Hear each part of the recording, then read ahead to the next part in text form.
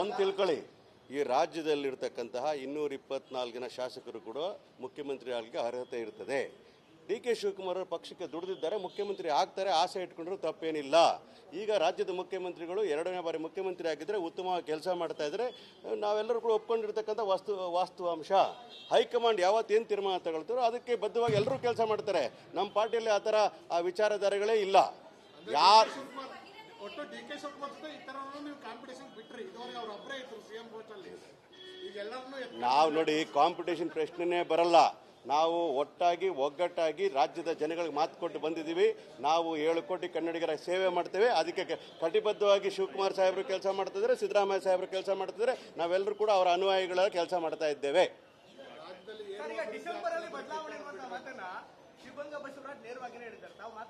ಆ ಮಾತುಗಳನ್ನು ಅವರನ್ನೇ ಕೇಳಬೇಕಾಗ್ತದೆ. ನಾನೊಬ್ಬ ನಿಷ್ಠಾವಂತ ಕಾರ್ಯಕರ್ತ, ಈ ವಿಚಾರಗಳಲ್ಲಿ ತಲೆ ಹಾಕೋ ಪ್ರಶ್ನೆ ಬರಲ್ಲ. ಒಬ್ಬ ಕಾರ್ಯಕರ್ತನಾಗಿ ಪಾರ್ಟಿ ಕೆಲಸ ಮಾಡಬೇಕಾದ್ರೆ ಹೈಕಮಾಂಡ್ ಯಾರನ್ನ ಮುಖ್ಯಮಂತ್ರಿ ಆದರೂ ಸ್ವಾಗತ ಮಾಡ್ತಕ್ಕಂಥದ್ದು. ಇರ್ತಕ್ಕಂಥ ಮುಖ್ಯಮಂತ್ರಿ ಉತ್ತಮವಾಗಿ ಕೆಲಸ ಮಾಡ್ತಾರೆ, ಡಿ ಕೆ ಶಿವಕುಮಾರ್ ಉತ್ತಮವಾಗಿ ಪಾರ್ಟಿ ಕಟ್ತಾ ಇದ್ದಾರೆ. ಯಾಕೆ ಡಿಫರೆನ್ಸ್ ಅರ್ಥನೇ ಆಗ್ತಾ ಇಲ್ಲಪ್ಪ ನನಗೆ. ಅದು ಅವರನ್ನ ಕೇಳಬೇಕಾಗ್ತದೆ. ನೀವು ಅವರ ಮಾತುಗಳನ್ನು ನೀವು ಅಪಾರ್ಥ ಮಾಡ್ಕೊಳ್ಳೋದಕ್ಕೆ ಅವಕಾಶ ಇಲ್ಲ, ಅವಶ್ಯಕತೆಯೂ ಇಲ್ಲ. ಕಾರಣ ಇಷ್ಟೇ, ಅವ್ರು ಹೇಳಿರ್ತಕ್ಕಂಥದ್ದು ನೀವು ಯಾಕೆ ನಮ್ಮ ಕರ್ನಾಟಕ ರಾಜ್ಯದ ಜ್ವಲಂತ ಸಮಸ್ಯೆಗಳ ಪರಿಹಾರ ಕಂಡುಕೊಳ್ಳೋಕ್ಕೋಸ್ಕರ ಹೋರಾಟ ಮಾಡ್ತಾ ಇರೋದು, ನೀವು ಯಾಕೆ ಕೈ ಜೋಡಿಸಲ್ಲ ಅಂತ ಹೇಳಿದ್ರೆ ಹೊರತು ಬೇರೆ ಯಾವ ಅರ್ಥದಲ್ಲೂ ಹೇಳಿಲ್ಲ.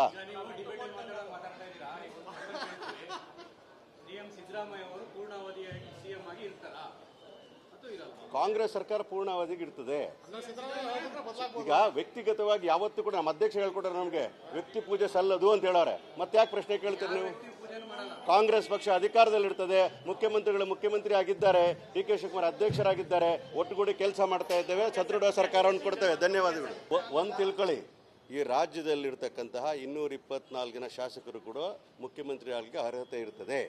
ಡಿ ಕೆ ಶಿವಕುಮಾರ್ ಅವರು ಪಕ್ಷಕ್ಕೆ ದುಡಿದಿದ್ದಾರೆ, ಮುಖ್ಯಮಂತ್ರಿ ಆಗ್ತಾರೆ, ಆಸೆ ಇಟ್ಕೊಂಡ್ರು ತಪ್ಪೇನಿಲ್ಲ.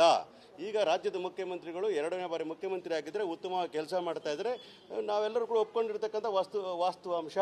ಹೈಕಮಾಂಡ್ ಯಾವತ್ತೇನು ತೀರ್ಮಾನ ತಗೊಳ್ತಾರೋ ಅದಕ್ಕೆ ಬದ್ಧವಾಗಿ ಎಲ್ಲರೂ ಕೆಲಸ ಮಾಡ್ತಾರೆ. ನಮ್ಮ ಪಾರ್ಟಿಯಲ್ಲಿ ಆ ಥರ ಆ ವಿಚಾರಧಾರೆಗಳೇ ಇಲ್ಲ. ಯಾರು ಒಟ್ಟು ಡಿ ಕೆ ಶಿವಕುಮಾರ್ ಜೊತೆ ಈ ತರ ನೀವು ಕಾಂಪಿಟೇಷನ್ ಬಿಟ್ರಿ, ಇದುವರೆಗೆ ಅವ್ರು ಒಬ್ಬರೇ ಇದ್ರು ಸಿಎಂ ಪೋಸ್ಟ್ ಅಲ್ಲಿ. ಈಗ ಎಲ್ಲರನ್ನೂ ನಾವು ನೋಡಿ ಕಾಂಪಿಟೇಷನ್ ಪ್ರಶ್ನೆನೇ ಬರಲ್ಲ. ನಾವು ಒಟ್ಟಾಗಿ ಒಗ್ಗಟ್ಟಾಗಿ ರಾಜ್ಯದ ಜನಗಳಿಗೆ ಮಾತು ಕೊಟ್ಟು ಬಂದಿದ್ದೀವಿ. ನಾವು 7 ಕೋಟಿ ಕನ್ನಡಿಗರ ಸೇವೆ ಮಾಡ್ತೇವೆ. ಅದಕ್ಕೆ ಕಟಿಬದ್ಧವಾಗಿ ಶಿವಕುಮಾರ್ ಸಾಹೇಬರು ಕೆಲಸ ಮಾಡ್ತಿದ್ದಾರೆ, ಸಿದ್ದರಾಮಯ್ಯ ಸಾಹೇಬರು ಕೆಲಸ ಮಾಡ್ತಿದ್ದಾರೆ. ನಾವೆಲ್ಲರೂ ಕೂಡ ಅವರ ಅನುಯಾಯಿಗಳ ಕೆಲಸ ಮಾಡ್ತಾ ಇದ್ದೇವೆ.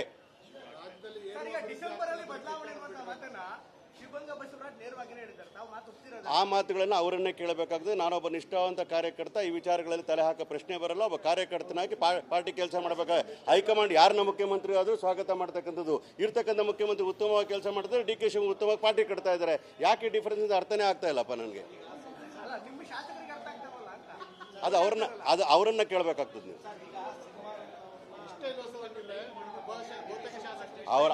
ಅವರ ಮಾತುಗಳನ್ನು ನೀವು ಅಪಾರ್ಥ ಮಾಡ್ಕೊಳ್ಳೋದಕ್ಕೆ ಅವಕಾಶ ಇಲ್ಲ, ಅವಶ್ಯಕತೆಯೂ ಇಲ್ಲ.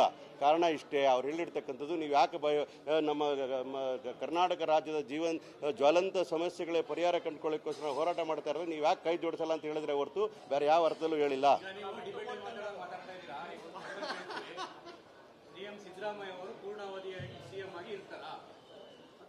ಕಾಂಗ್ರೆಸ್ ಸರ್ಕಾರ ಪೂರ್ಣಾವಧಿಗೆ ಇರ್ತದೆ. ಈಗ ವ್ಯಕ್ತಿಗತವಾಗಿ ಯಾವತ್ತೂ ಕೂಡ ನಮ್ಮ ಅಧ್ಯಕ್ಷ ಹೇಳ್ಕೊಟ್ರೆ ನಮಗೆ ವ್ಯಕ್ತಿ ಪೂಜೆ ಸಲ್ಲದು ಅಂತ ಹೇಳೋರೆ. ಮತ್ತೆ ಯಾಕೆ ಪ್ರಶ್ನೆ ಕೇಳ್ತೀರಿ ನೀವು? ಕಾಂಗ್ರೆಸ್ ಪಕ್ಷ ಅಧಿಕಾರದಲ್ಲಿರ್ತದೆ, ಮುಖ್ಯಮಂತ್ರಿಗಳು ಮುಖ್ಯಮಂತ್ರಿ ಆಗಿದ್ದಾರೆ, ಡಿ ಕೆ ಶಿವಕುಮಾರ್ ಅಧ್ಯಕ್ಷರಾಗಿದ್ದಾರೆ, ಒಟ್ಟುಗೂಡಿ ಕೆಲಸ ಮಾಡ್ತಾ ಇದ್ದೇವೆ, ಸದೃಢ ಸರ್ಕಾರವನ್ನು ಕೊಡ್ತೇವೆ. ಧನ್ಯವಾದಗಳು. ಒಂದು ತಿಳ್ಕೊಳ್ಳಿ, ಈ ರಾಜ್ಯದಲ್ಲಿರ್ತಕ್ಕಂತಹ 224 ಶಾಸಕರು ಕೂಡ ಮುಖ್ಯಮಂತ್ರಿ ಆಗಲಿಕ್ಕೆ ಅರ್ಹತೆ ಇರ್ತದೆ. ಡಿ ಕೆ ಶಿವಕುಮಾರ್ ಅವರು ಪಕ್ಷಕ್ಕೆ ದುಡಿದಿದ್ದಾರೆ, ಮುಖ್ಯಮಂತ್ರಿ ಆಗ್ತಾರೆ, ಆಸೆ ಇಟ್ಕೊಂಡ್ರು ತಪ್ಪೇನಿಲ್ಲ. ಈಗ ರಾಜ್ಯದ ಮುಖ್ಯಮಂತ್ರಿಗಳು 2ನೇ ಬಾರಿ ಮುಖ್ಯಮಂತ್ರಿ ಆಗಿದ್ದರೆ ಉತ್ತಮವಾಗಿ ಕೆಲಸ ಮಾಡ್ತಾ ಇದ್ದಾರೆ. ನಾವೆಲ್ಲರೂ ಕೂಡ ಒಪ್ಕೊಂಡಿರ್ತಕ್ಕಂಥ ವಾಸ್ತವಾಂಶ. ಹೈಕಮಾಂಡ್ ಯಾವತ್ತೇನು ತೀರ್ಮಾನ ತಗೊಳ್ತಾರೋ ಅದಕ್ಕೆ ಬದ್ಧವಾಗಿ ಎಲ್ಲರೂ ಕೆಲಸ ಮಾಡ್ತಾರೆ. ನಮ್ಮ ಪಾರ್ಟಿಯಲ್ಲಿ ಆ ಥರ ಆ ವಿಚಾರಧಾರೆಗಳೇ ಇಲ್ಲ. ಯಾರು ಒಟ್ಟು ಡಿ ಕೆ ಶಿವಕುಮಾರ್ ಜೊತೆ ಈ ತರ ನೀವು ಕಾಂಪಿಟೇಷನ್ ಬಿಟ್ರಿ, ಇದುವರೆಗೆ ಅವ್ರು ಒಬ್ಬರೇ ಇದ್ರು ಸಿಎಂ ಪೋಸ್ಟ್ ಅಲ್ಲಿ. ಈಗ ಎಲ್ಲರನ್ನೂ ನಾವು ನೋಡಿ ಕಾಂಪಿಟೇಷನ್ ಪ್ರಶ್ನೆನೇ ಬರಲ್ಲ. ನಾವು ಒಟ್ಟಾಗಿ ಒಗ್ಗಟ್ಟಾಗಿ ರಾಜ್ಯದ ಜನಗಳಿಗೆ ಮಾತು ಕೊಟ್ಟು ಬಂದಿದ್ದೀವಿ. ನಾವು 7 ಕೋಟಿ ಕನ್ನಡಿಗರ ಸೇವೆ ಮಾಡ್ತೇವೆ. ಅದಕ್ಕೆ ಕಟಿಬದ್ಧವಾಗಿ ಶಿವಕುಮಾರ್ ಸಾಹೇಬರು ಕೆಲಸ ಮಾಡ್ತಿದ್ದಾರೆ, ಸಿದ್ದರಾಮಯ್ಯ ಸಾಹೇಬರು ಕೆಲಸ ಮಾಡ್ತಿದ್ದಾರೆ. ನಾವೆಲ್ಲರೂ ಕೂಡ ಅವರ ಅನುಯಾಯಿಗಳ ಕೆಲಸ ಮಾಡ್ತಾ ಇದ್ದೇವೆ.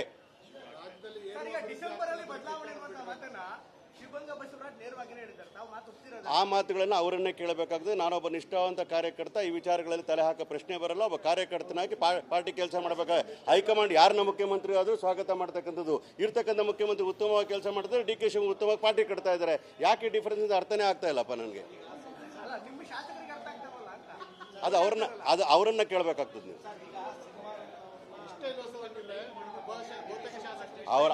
ಅವರ ಮಾತುಗಳನ್ನು ನೀವು ಅಪಾರ್ಥ ಮಾಡ್ಕೊಳ್ಳೋದಕ್ಕೆ ಅವಕಾಶ ಇಲ್ಲ, ಅವಶ್ಯಕತೆಯೂ ಇಲ್ಲ. ಕಾರಣ ಇಷ್ಟೇ, ಅವ್ರು ಹೇಳಿರ್ತಕ್ಕಂಥದ್ದು ನೀವು ಯಾಕೆ ನಮ್ಮ ಕರ್ನಾಟಕ ರಾಜ್ಯದ ಜ್ವಲಂತ ಸಮಸ್ಯೆಗಳ ಪರಿಹಾರ ಕಂಡುಕೊಳ್ಳೋಕ್ಕೋಸ್ಕರ ಹೋರಾಟ ಮಾಡ್ತಾ ಇರೋದು, ನೀವು ಯಾಕೆ ಕೈ ಜೋಡಿಸಲ್ಲ ಅಂತ ಹೇಳಿದ್ರೆ ಹೊರತು ಬೇರೆ ಯಾವ ಅರ್ಥದಲ್ಲೂ ಹೇಳಿಲ್ಲ.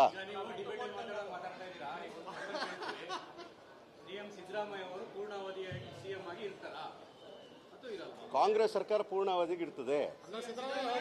ಈಗ ವ್ಯಕ್ತಿಗತವಾಗಿ ಯಾವತ್ತೂ ಕೂಡ ನಮ್ಮ ಅಧ್ಯಕ್ಷ ಹೇಳ್ಕೊಟ್ರೆ ನಮಗೆ ವ್ಯಕ್ತಿ ಪೂಜೆ ಸಲ್ಲದು ಅಂತ ಹೇಳೋರೆ. ಮತ್ತೆ ಯಾಕೆ ಪ್ರಶ್ನೆ ಕೇಳ್ತೀರಿ ನೀವು?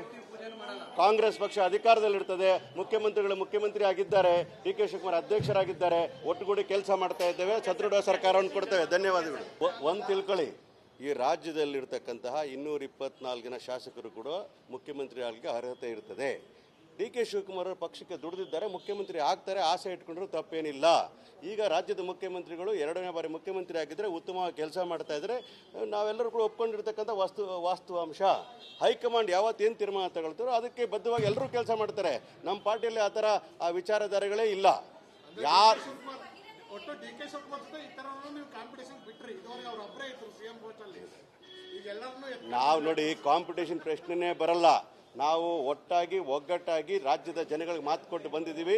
ನಾವು 7 ಕೋಟಿ ಕನ್ನಡಿಗರ ಸೇವೆ ಮಾಡ್ತೇವೆ. ಅದಕ್ಕೆ ಕಟಿಬದ್ಧವಾಗಿ ಶಿವಕುಮಾರ್ ಸಾಹೇಬರು ಕೆಲಸ ಮಾಡ್ತಿದ್ದಾರೆ, ಸಿದ್ದರಾಮಯ್ಯ ಸಾಹೇಬರು ಕೆಲಸ ಮಾಡ್ತಿದ್ದಾರೆ. ನಾವೆಲ್ಲರೂ ಕೂಡ ಅವರ ಅನುಯಾಯಿಗಳ ಕೆಲಸ ಮಾಡ್ತಾ ಇದ್ದೇವೆ.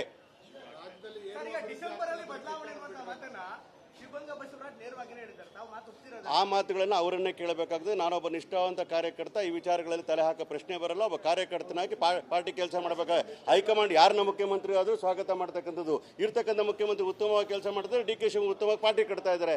ಯಾಕೆ ಡಿಫರೆನ್ಸ್ ಅರ್ಥನೇ ಆಗ್ತಾ ಇಲ್ಲಪ್ಪ ನನಗೆ. ಅದು ಅವರನ್ನ ಕೇಳಬೇಕಾಗ್ತದೆ ನೀವು.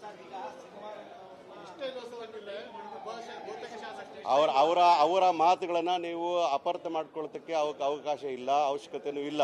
ಕಾರಣ ಇಷ್ಟೇ, ಅವ್ರು ಹೇಳಿರ್ತಕ್ಕಂಥದ್ದು ನೀವು ಯಾಕೆ ನಮ್ಮ ಕರ್ನಾಟಕ ರಾಜ್ಯದ ಜ್ವಲಂತ ಸಮಸ್ಯೆಗಳ ಪರಿಹಾರ ಕಂಡುಕೊಳ್ಳೋಕ್ಕೋಸ್ಕರ ಹೋರಾಟ ಮಾಡ್ತಾ ಇರೋದು, ನೀವು ಯಾಕೆ ಕೈ ಜೋಡಿಸಲ್ಲ ಅಂತ ಹೇಳಿದ್ರೆ ಹೊರತು ಬೇರೆ ಯಾವ ಅರ್ಥದಲ್ಲೂ ಹೇಳಿಲ್ಲ.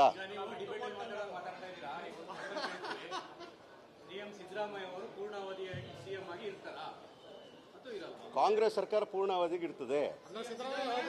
ಈಗ ವ್ಯಕ್ತಿಗತವಾಗಿ ಯಾವತ್ತೂ ಕೂಡ ನಮ್ಮ ಅಧ್ಯಕ್ಷ ಹೇಳ್ಕೊಟ್ರೆ ನಮಗೆ ವ್ಯಕ್ತಿ ಪೂಜೆ ಸಲ್ಲದು ಅಂತ ಹೇಳೋರೆ. ಮತ್ತೆ ಯಾಕೆ ಪ್ರಶ್ನೆ ಕೇಳ್ತೀರಿ ನೀವು? ಕಾಂಗ್ರೆಸ್ ಪಕ್ಷ ಅಧಿಕಾರದಲ್ಲಿರ್ತದೆ, ಮುಖ್ಯಮಂತ್ರಿ ಆಗಿದ್ದಾರೆ, ಡಿ ಕೆ ಶಿವಕುಮಾರ್ ಅಧ್ಯಕ್ಷರಾಗಿದ್ದಾರೆ, ಒಟ್ಟುಗೂಡಿ ಕೆಲಸ ಮಾಡ್ತಾ ಇದ್ದೇವೆ, ಸದೃಢ ಸರ್ಕಾರವನ್ನು ಕೊಡ್ತೇವೆ. ಧನ್ಯವಾದಗಳು.